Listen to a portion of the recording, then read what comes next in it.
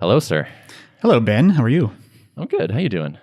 Doing well. This is my second time this week talking to you.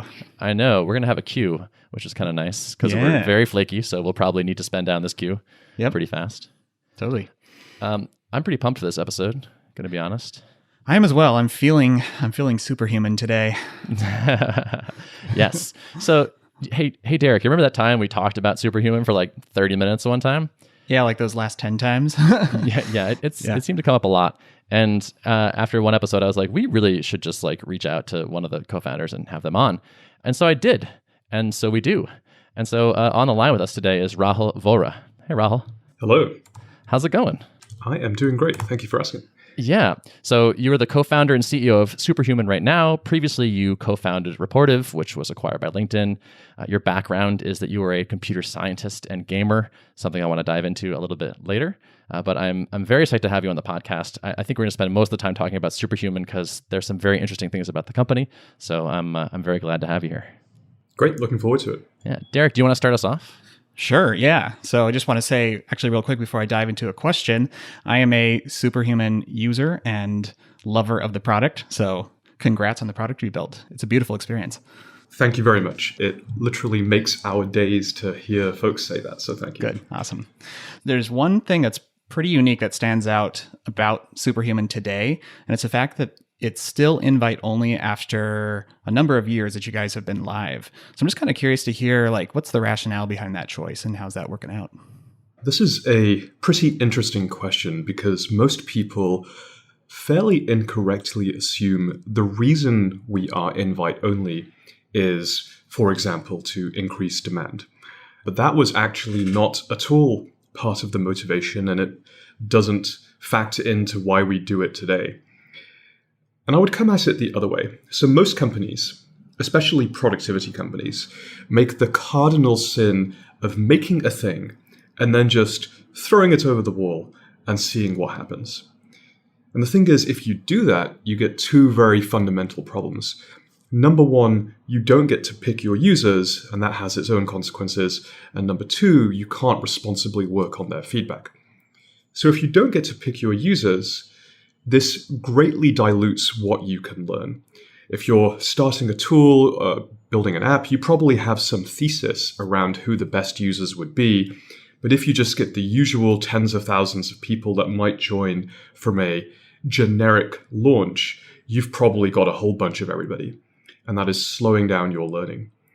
The other consequence of not picking your users is that it dampens your virality and your NPS. Let's say that of 10,000 people that join in a traditional launch, only 500 of them are actually the type of person you really wanted. Your upper bound for your net promoters is 500 out of 10,000, which is really, really tiny. So that's what happens when you don't pick your users. Now, the other side of this equation, in a sense, this is actually almost even worse, is you cannot responsibly work on their feedback. And this is a thing that hits productivity companies particularly hard because the surface area of what we have to build is just so huge. I mean, if you guys could imagine what we've gone through in building an email experience that's not only as good as Gmail, but in fact better, such that people not only use it, but they love it. It's many, many, many years of effort. Now imagine that for tasks or for calendaring or for anything else. If you just launched a thing, threw it over the wall, then people would try it, but you don't get to fix their bugs in time. In the end, you get a reputation for being slow and for not listening to users, and ultimately they end up churning out. So by doing it the way that we've done it, you both get to pick your users and you get time to work on their feedback. And by picking the users, you get more relevant feedback, you learn faster, you increase NPS, you get more authentic, genuine virality with the community that matters most to you. And by working on the feedback really fast, you get a reputation for listening really closely and also maximizing retention. And most importantly, that creates a sustainable word-of-mouth growth engine. And if you look at the heart of any successful growth story, the core driver is always word of mouth. Is it fair to say that it's sort of one of your concerns that if you let anyone use the product, they would just not love it enough to go rave about it? Absolutely. And the main reason for that is they were probably not in the target market of what the product is for. They might not be a high volume email sender. We've really designed the product for people for whom email is work and work is email. And that value proposition of getting through your inbox twice as fast and seeing inbox zero sustainably is meaningful, if not even life-changing. It's an interesting contrarian position where this sounds very logical. Why are more people not doing this? Well, my cynical answer is that most people don't think through deliberately all of the things that a startup must do. The more compassionate answer to that, or the sort of the compassionate view of that, is when you're building a startup, there are so many things to consider and to get right. The idea of how you go to market or how you launch is very often left to an afterthought. And so it becomes the default, hey, let's do the TechCrunch thing, let's do the Hacker News thing, let's do the Product Hunt thing, whatever the site du jour is. But I would challenge us as entrepreneurs to think about, what would it be if we considered everything deeply from scratch? That's certainly how we approach problems at Superhuman. We try and build absolutely everything that we do up from first principles. So I have some sort of personal experience that bumps into this a little bit, which is, so I make an app that is very performance sensitive. Like it depends on how powerful your machine is, like as a CPU, but also like how good your network connection is. In the beginning, we were pretty picky about who we would let in because we were afraid that people with like not such a good CPU or not such a good network would have bad experiences. And over time, I found myself like kind of loosening my grip on that, because I guess it's like, well, we're bootstrapped. And so we're burning savings and we're trying to get to like ramen profitable. And people would sometimes show up and be like, I think we're like and who I would say like are a pretty good fit. Like, I don't know, like this might work out even though they're using like a VPN all the time. And like, let's actually just like let them use it and see what happens. And so it's weird because like it feels like almost like turning down customers is kind of a luxury of the having like venture capital money to burn through. Would you agree with that? I would say that there are probably two reasons why you wouldn't turn down money. One is that you're bootstrapping and it's literally existential. That isn't the case for us. We have, of course, raised money. However, there are cases also where you may have raised money, but still turning down people may be irrational. And that really depends on the size of the market and the pace of your learning. Now, we happen for the business that we have chosen to be working in an incredibly huge market. The TAM, the revenue potential for Superhuman, even just our email product, let alone the products that are yet to come, is absolutely ginormous. That, in combination with the fact that we have raised a healthy amount of venture capital, allows us to really focus on the users who matter the most. Early on, when you guys started out and when you were kind of discovering your product market fit formula, you mentioned, I think, that you had about 100 customers using the product. And then you kind of started to run the survey asking if they would be very disappointed if they could no longer use the product. How did you approach like recruiting your earliest customers and making sure that they were in alignment with the kind of product you were looking to build so that you could kind of over time fit your solution to that type of customer? I am casting my mind back to that time. It was 2016 for the most part and early 2017. And much of the work behind the product market fit engine that you're talking about was done during that time period. I think like many companies, the early users were definitely friends and family. We happen to be the kind of company where our investor base also turned out to be a perfect example of our target market. And we have a very contrarian way of raising money as well that I haven't spoken much about, but we have many, probably north of 100 or 150 investors in the company at this point. Many of those early customers were actually angel investors in the company. But I made it as real as possible. No one got the product for free. Even investors had to pay. Even our biggest investors had to pay. I wanted it to be a real, meaningful simulation of what it would mean to buy our products. So that's how we recruited those first 100 users. But of course, what happened is, and this happens if you have a thing that's worth sharing, is that those people quickly told their friends. And by the time we were 100 customers in, I would guess, if I were to recall, about half of those were unaffiliated customers. I was doing some research for this interview. I went back and I watched your interview with Jason Calacanis. And this was back in October of 2018, so like 6 months ago or so. You were showing off Superhuman. Was that your actual inbox that you were showing there? Correct. Okay, great. So in it, I saw that you had Superhuman feedback emails going in there. So like there's a button I can click that sends feedback about Superhuman, and I saw like live ones in your inbox. And so I was curious, like, are you still like 4-ish years into this, like reading all of those? Unfortunately not. The volume of feedback emails we get is really, really high. I think it's about, at peak, 6 or 7 in any given minute of the day, and that goes on for every minute of the day. So that is clearly more than one person can read and stay on top of, let alone reply to. So we have a wonderful team of delight specialists whose main responsibility is to delight you and the folks like you, our wonderful customers. Having said that, I do insist on all of the emails coming into my inbox. One of the cool things about having built the fastest email experience in the world is being able to leverage its search for basically whatever I need to do. So I pipe basically everything that's happening inside of Superhuman, whether it's Google Docs or GitHub or satisfaction surveys or customer support, into my inbox. So I'm always just an instant search and a few characters away from learning whatever I need to learn. I think it genuinely makes me a better CEO and leader. Mm-hmm. Yeah, I'm still in the very early days, but I'm sort of always loath to stop that feedback torrent from coming in, even when it feels like a little bit overwhelming.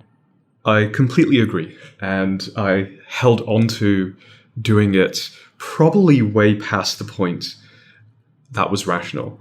I think that's the right choice for a product-oriented founder. We should be doing it way past the point at which it's rational. If we were rational, we wouldn't be starting companies.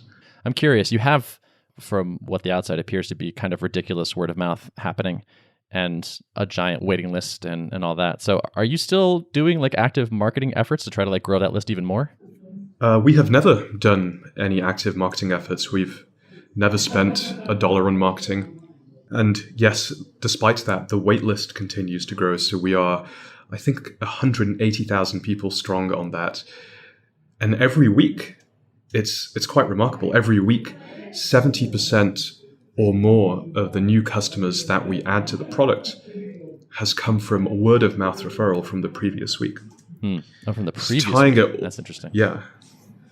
Which, if you tie it all the way back to where we began, the number one thing that I look for as a founder, as an entrepreneur, also as an angel investor, is can I see a path to sustainable word of mouth growth? And if I can, then I know that there's something there. And that's definitely the point to which we've arrived at Superhuman, despite not having anyone working on marketing and not spending any money on it. I have to say, one of these touches that I saw is, so you have this sort of info sidebar, sort of an homage to Reportive back in the day. When someone emails you, it's like, here's their picture, here's their job title, and some tweets and things like that. And I guess maybe a couple months ago, I think you added a button on there, which basically showed me, oh, this person is on the Superhuman waiting list. Click here to refer them. That is just such a smart idea. I was blown away at just the presence of that button.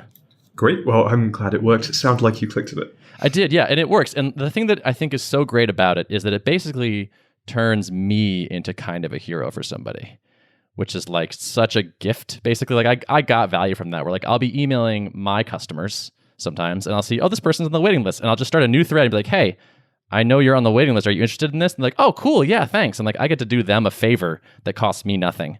And it was just, man, it's good. I love it. I think that as a general principle is something that we can all learn from. How do we help the customers of our products be a hero for their customers? Right? Isn't that why all products exist? Isn't that worth paying for? I would suspect yes. I was looking at your hiring, like the jobs you have open, and you talk about your values, which I think is good for hiring in particular. But you say one of the values is deliver surprising joy. What we make people feel is just as important as what we make. And I'm curious where that came from. Have you had that value for a long time? Was there some sort of specific event or experience that kind of caused that to come into being? Yes, we've had that for a very long time. It very much predates the company, and I can track it back to two different things.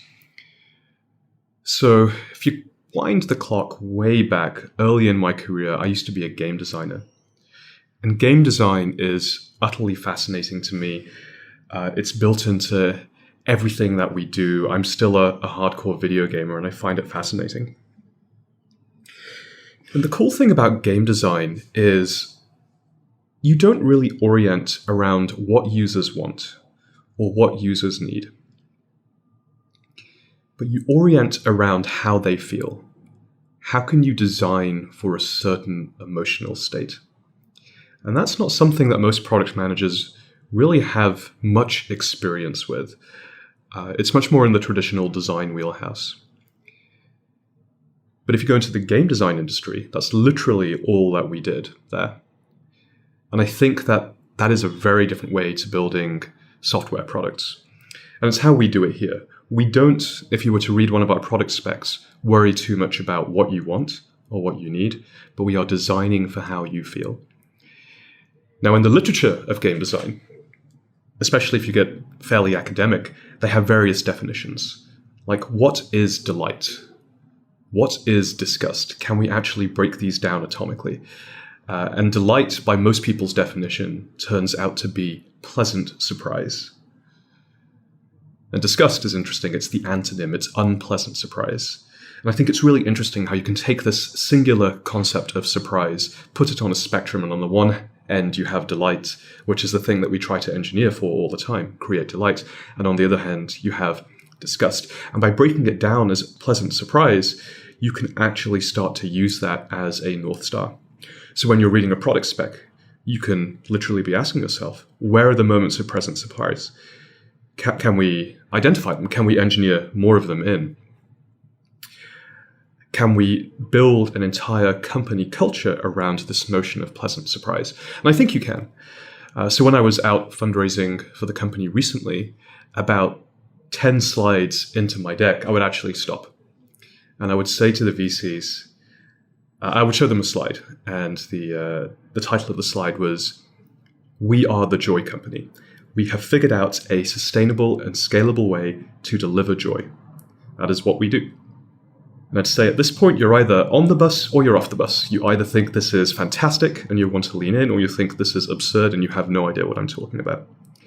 And about 50% of the folks that I pitched had no idea what it meant to be the Joy Company. So I also found it was an incredible filter for investors as well. Makes sense. You're filtering your users. You're filtering your investors as well. Yes.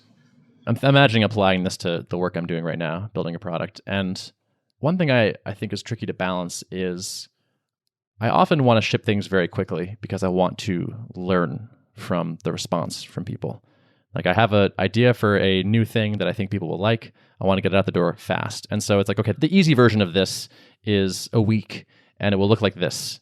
And people will like it somewhat, but I suspect they're going to want these 3 other things related to it, or they're going to be not happy about this particular aspect of it. That might take several other weeks to implement. Do you still feel like you're shipping things and hoping to learn and iterate on those things? Because it feels a little bit like the features that you're putting out feel fairly fully baked now. Like, I don't get a sense that I'm on like a beta channel and like you're just kind of testing things. How do you balance the like learning from shipping versus the clearly like high quality bar that you have? And you are right. For the vast majority of what we ship, it's gone through many rounds of internal iteration, multiple product reviews, a bake period in-house, and more. Well, it sounds like you already know the 3 pieces of feedback you're going to get. You already know the most likely missing thing. How often are you wrong? Not often. Often enough that it feels like it's probably worth the shipping the fast version. Because often I'll just predict like, oh, people are going to really dislike this part of it. And then crickets. People don't. They're happy with what we have. Oh, that's fascinating. So we found at Superhuman that we are more often than not right. We're about 90% right on being able to predict how people will feel about something. In the cases where we are building something that has never been tried before, Something like split inboxes is a feature that no other email client has, and it's much more early in its life cycle. That's a bit different. In that scenario, we will ship a very early thing because we also don't have the answers. But for the most part, because email is such a well-trodden area, we think we do know how people will feel about most things. I imagine you experience surprises earlier in the process then, like if you roll it out internally and say, oh, like now that I actually use this, I wish XYZ. Yes, and again, I have an advantage here of being a perfect example of our target market. We can key off our own intuitions with fairly high accuracy for the most part. Are there questions that you wish people asked you in an interview that people tend to not? No, not really. I think I get asked a very wide set of questions. Everyone has managed to ask me a question that I have not previously answered. So that's the litmus test for an interview. All right. So I want to ask you about a quote from, I think this was a post on LinkedIn that you did, or maybe Medium. But anyway, the quote is, "The best founders I know are unstoppable forces of nature. They leave debris and destruction in their wake." Does that describe you? And if so, what is in your wake currently?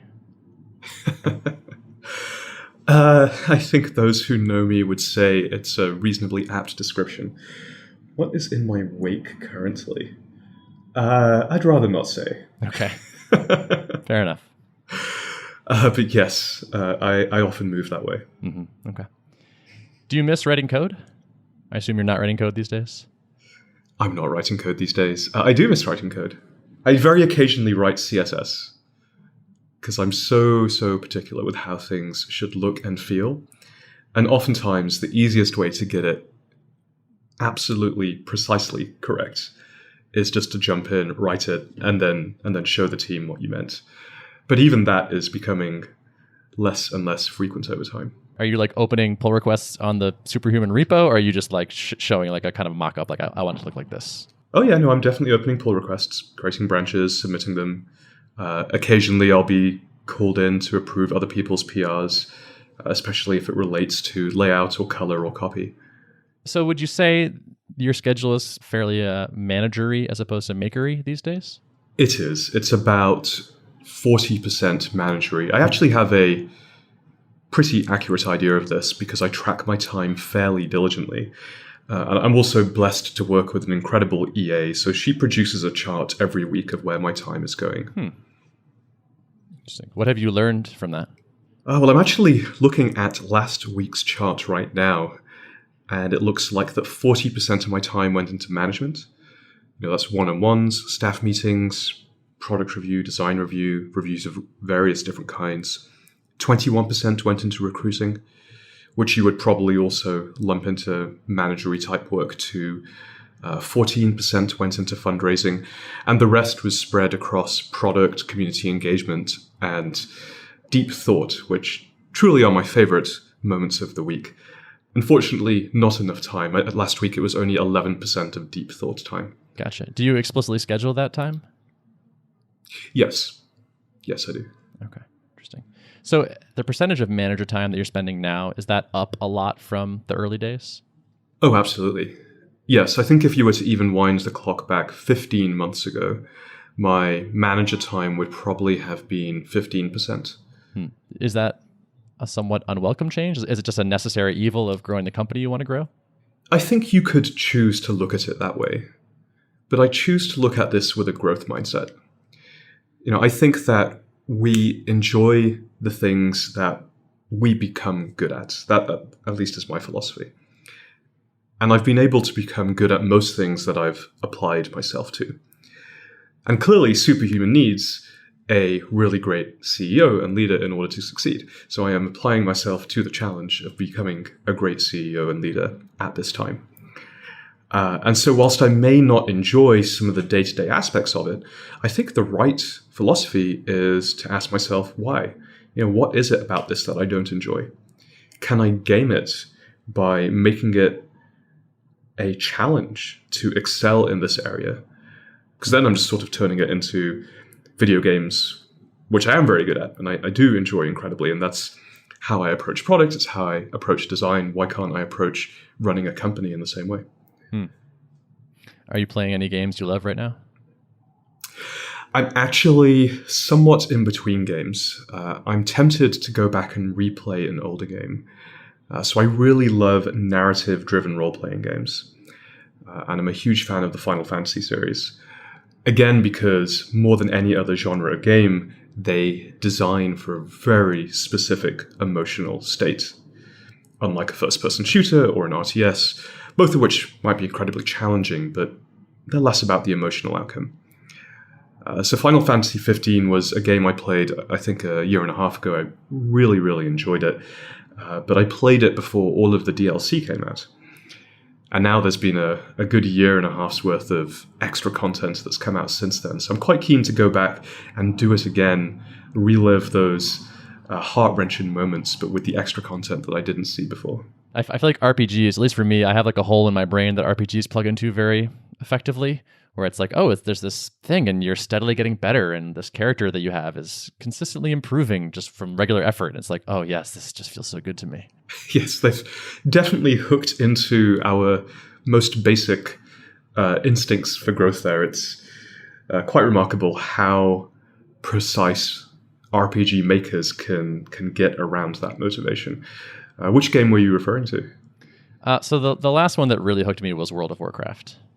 Uh-huh. But Yes. that genre in general, I remember very clearly being in college and watching someone play Dark Age of Camelot, which is like a predecessor, and just being like, I can't believe how terrible this gameplay looks. Like you walk up to the rat, you click the button, you hit the rat 6 times, the rat dies, you loot the rat. It was just like, it just looks so boring and terrible. And on a whim, I installed it and tried it. And it was like, oh, but if you hit 10 rats, you level to level 2. And then you get slightly more powerful and you get these new things. And I was like, oh no, I'm hooked on the treadmill. And I became terribly addicted. Right. And that's before you even add in the social component, Absolutely. which becomes the later stage addiction for most people. And I definitely went through much of the same. I think I spent over 1,000 hours in World of Warcraft back in the day. No regrets at all. I learned a tremendous amount about how to build wonderful experiences. It's interesting. I hadn't thought about applying any of that into like that game stuff and the emotional side into my current work, but I could see how there would be good opportunities for that. So, question for you about a mechanical thing. Have you done much experimenting on pricing? We have done some, yes. When I talk about Superhuman, actually, people will say like $30 a month for an email client. And I'm like, I would pay a lot more than that, actually, now that I actually am a professional emailer. It feels too low, not too low, but it feels low. It feels like I'm getting a lot of value. Great. I'm glad. Yeah. So I can share how we came up with the price if it's of interest to you. Yeah, that'd be great. We did, early in the history of the company, do a price sensitivity analysis. And we did one of the easiest ones that you can do. This is the Van Westendorp pricing sensitivity. And in this process, you ask your potential customers 4 questions. You say, at what price point would Superhuman be so expensive that you would not buy it at all? At what price point would Superhuman be so cheap that you'd be worried about its quality such that you would also not buy it? At what price would Superhuman feel like a bargain, super value for the money? And at what price would Superhuman be beginning to feel expensive so that you would have to think about it, but you would eventually actually buy it? Now, for most startups, the rational thing to do is to orient around the third question, the bargain for the money question. Most startups are trying to get as many users as fast as possible. Many startups are going after a new market, sort of a greenfield opportunity. But not us, and not for email. We're very deliberately coming in at the premium end of our market. And if you're building a premium, almost luxury experience, an experience for people for whom email is work and work is email, then you actually want to orient around the 4th question. At what price would you have to think really hard about it, but you would still actually buy it? And so for the first 100, 150 people I onboarded, I also asked this question. And guess what? The median response to the question was $29 per month. We then did a very little bit of work with some pricing experts who said, you guys should just round that up, because ending a price with 9 does not give the connotation of a high-end experience. That's what you do for value pricing. Whereas for an extra dollar, and no one's really going to care one way or the other, you give it the appearance, or you give it pricing rather, that actually matches the premium experience that you're delivering. Yep, makes sense. We recently did the same. We decided round numbers. We're into it. Feels good. I'm a big fan of round numbers. Derrick, are there things that you were hoping we would cover that we haven't touched on yet? Yeah, I was curious. Are there any metrics besides the product market fit score that you guys track regularly? Oh, yes, absolutely. Very many metrics. We, for example, do track NPS. I think it's an incredibly valuable metric. It measures a different thing and has different levers that move it. We track activation rates. We track seat churn rates of activated users. We track net dollar churn rates. And I'm very happy to say that those are very negative right now. So our cohorts are growing. There's lots of things we track. That's all on the business side. We also track product metrics as well. Sentiment analysis. How fast do you feel Superhuman is by comparison to Gmail? How reliable? How powerful? And we measure that separately on desktop and mobile as well. These then all feed into our OKR process, and we usually create key results around multiple of these metrics. Can you share any of the OKRs that you're working on right now? Sure. I actually recently got asked this question, so I have a nice sanitized version of them. So our objective for this quarter has been to refine the entire Superhuman experience to exhibit remarkable levels of quality, really keying off that third cultural value that we have. That's the objective. And we have three key results. One is around ARR. The second is around hiring, and the third is around product sentiment. So the first key result is to grow to a certain level of ARR by the end of the quarter. The second key result is to recruit 5 key people this quarter. And the third key result is to improve an aggregated sentiment metric. This aggregates speed, power, quality, and reliability across both platforms.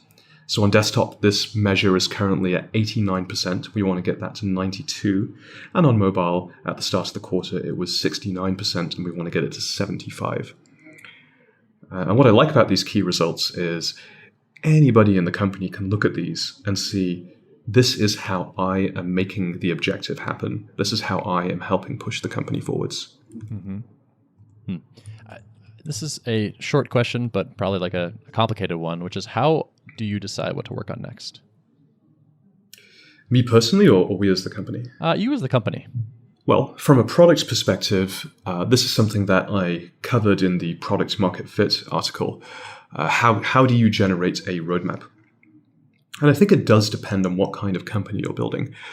If you have a runaway network effect, if you're an eBay or a Skype or a Facebook or a social network of that nature, then growth before all else is usually the right thing to do. But if you are, as I suspect, most of your audience will be thinking of or building, like Superhuman, a SaaS company, where it's about individual utility and making individual people brilliant at what they do, I really do think you need more of a balance. And the way that we balance that is every quarter, we reset the roadmap and we fill it with 50% doubling down on doing more of what people love. And in our case, that's more speed, it's more aesthetics, it's more keyboard shortcut, it's more things that keep you in flow and moving quickly. And 50% systematically building the small things that are holding people back. Now, in any given quarter, you might nudge it one way or the other. We've certainly had quarters where we were actually closer to 70-30, one way or the other, depending on how things were going in the business at the time. But I think that's a very healthy starting point. And here's the quick reason why you would want a combination of both. And you can run the thought experiment of what would happen if you went 100% one way or the other. If you were 100% just doubling down on what people love, then you never really expand the set of people who could love your product. And in the terminology of the product market fit engine, you never increase the very disappointed score, the product market fit score, if you're only doubling down on building more of that stuff. So clearly you shouldn't only do that. If you only build the systematic objection overcomers to get more people to fall in love with your product, then assuming you have something, your competition will shortly overtake you because they'll be doubling down on the things that people already love about your product, and they'll be doubling down on those things faster than you are. In this hypothetical scenario, you're not doubling down on them at all. And so you do actually need this balance to both maintain the lead you have over the market, as well as continuously grow the size of the market that is applicable to you. You think a time will come where you guys lift the invite-only requirement? And if so, like, how will you know when the right time is to do that? I don't want to say never, but maybe it will be never. It's certainly been remarkably effective. I can imagine us running the process that we're running now well and towards the end of next year. And then beyond that, we'll just have to see. I think one of the fun parts about being an entrepreneur and being a founder is how these variables are constantly shifting and how we constantly have to adapt. I touched earlier on how picky I want to be with bringing new customers into my product. And we've actually hit that ramen profitability point where we're not going to fold, probably. I feel like the existential risk is gone. And we also are not venture-backed. We're bootstrapped. So we're self-funded. So we don't have to grow any faster than we want to. And we debate internally a fair amount around like, when should we... So we currently are invite-only. And it's like, when should we put up the pricing page and like tell everyone what it costs and give them a buy button? And there's part of me that wants to have that answer be like kind of yours, which is like maybe never, or at least not right now. The advantage is the filtering, all the things you touched on before. Like we can make sure that the people that are joining are good fits for us and are going to have a great experience. I don't know. There's another part of me which is like, let's let it go out into the world and let's let a lot of people touch it and see it. And maybe there will be this kind of large growth that happens when we stop constraining it that will be exciting and fun or interesting or something. Do you have any thoughts to share on that or ways to think about that? Help me make that decision. Sure. Well, first of all, congratulations. That's amazing. Thanks. Always a huge, huge milestone. Secondly, there was an assumption baked into something you said, which I do want to unpick a little bit because I don't think it's true. This idea that when you're venture-backed, you have to grow faster than you want to. We've never done that. And the way that we think about growth is we, for a long time now, have picked a weekly growth rate that we know we want to hit. This was modeled after the advice that Paul Graham gives in his essay, Startup Equals Growth. And we just do whatever it takes to hit the growth rate that we said we wanted to do. And that ties into how I would see your situation, obviously knowing very little of the details other than what you just shared. I would anticipate staying invite only for the foreseeable future, perhaps even forever, but with the caveat that you commit to a certain weekly growth rate. And I don't know what your absolute numbers are. It might be 5%, that's right, or it might be 2% or 1% a week, that's right. But then I would just do whatever it takes to actually hit that weekly growth rate. Why? So this is where you sort of get into the philosophical. And Paul Graham's answer as to why was written in the headline of his article, which is Startup Equals Growth. For him, and also for me, I subscribe to this philosophy. One of the points of a startup is to be an incredibly fast-growing thing. In fact, if you have a thing that's not growing incredibly quickly, by his philosophy, it would be a misnomer to call it a startup. But obviously, there are many different ways of slicing this pie and observing reality. So I think it's equally as valid to say, I don't want to grow this thing at a certain percentage point every week, but I still want to call it a startup. When you said philosophically, I was imagining more like, what do you want to do? What do you want to have? Like, I don't care if we call it a startup or not. I care more about, is it a thing that I really enjoy working on? And am I proud of it? And yeah, those are sort of my bigger things. I think if we didn't grow at all or too slowly, I would find it kind of dull, I guess. There's like an excitement and a dopamine amount and whatnot that happens with growth that I think is worthier pursuing. but I'm not sure how much I value, like, okay, we have this number and we really got to hit this, otherwise we failed, and I should feel bad about that. Again, I think there's an assumption baked in there, which is you should feel bad if you don't hit the thing. And what if you just took that constraint away? What if it was just a goal where you didn't feel bad if you didn't hit it? I could conceivably do that. I feel like I guess that would be a practice. I usually feel bad if I miss a goal I set, but that could just be, I need to get better at brain stuff. I'm not particularly good at the brain stuff either. So I think I'm in the same boat there along with you. Okay. What I will say, though, is when you are able to hit consistent growth week after week for a year or two on end, it's incredibly exciting, super motivating, and I can't imagine it any other way now. Gotcha. Yeah, I think that's a totally reasonable position, and I think there's part of me that probably like feels the same way, just with smaller numbers, I would guess. But I do think there's the thrill is maybe a worthy pursuit. Not totally sure. Probably. Mm-hmm. All right, Derrick, anything else you want to ask before we wrap up? No, I think this has been a great discussion. Yeah. Rahul, thanks for coming on. I really appreciate it. It was fun chatting with you. Thank you both. I really appreciate chatting with you guys too. Yeah. Is there anything you want to point people to keep up with you or Superhuman? Sure. So if folks want to sign up for Superhuman, they can do that at superhuman.com. I would add, though, that the fastest way to get onboarded is to get a referral.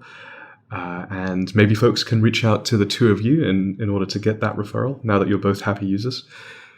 And if folks want to keep in touch with me specifically, then they can, of course, email me at rahul@superhuman.com or find me on Twitter at twitter.com/Rahul Vohra. That's RAHULVOHRA.